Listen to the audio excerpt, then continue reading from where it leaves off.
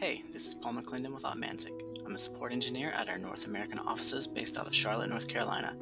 Today I'm going to show you how easy it is to quickly create various useful reports in opReports. The opReports interface is pretty easy to understand. It just has a list of reports here and a button to create the report that you want to look at. To generate a report, choose a report from this screen. For this example, we'll just look at the CPU report. This report shows the average CPU utilization for Cisco devices. Click on Create CPU Report. What's good about opReports is you can get as granular as you want with the advanced options, or you can make it as simple as you want just by clicking Generate on any of these reports on all active nodes. So we'll do that for this example. Click Generate.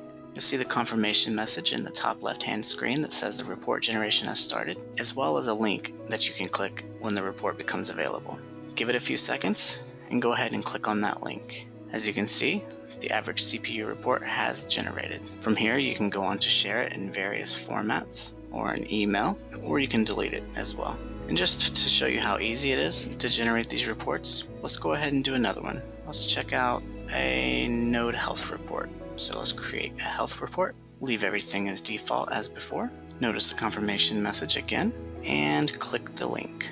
Sometimes the report may take a little while to complete if there's a lot of information that needs to be loaded. So to check on your reports in progress, go to Views and Operational Status. You can see here the newest one is the health report that we just generated. And you can click on the report and you can see now it's available. And just as before, you can share it in various formats. And it's just as easy as that when generating reports using opReports. Thank you for your time. To request a demo or find more information, visit FirstWave.com.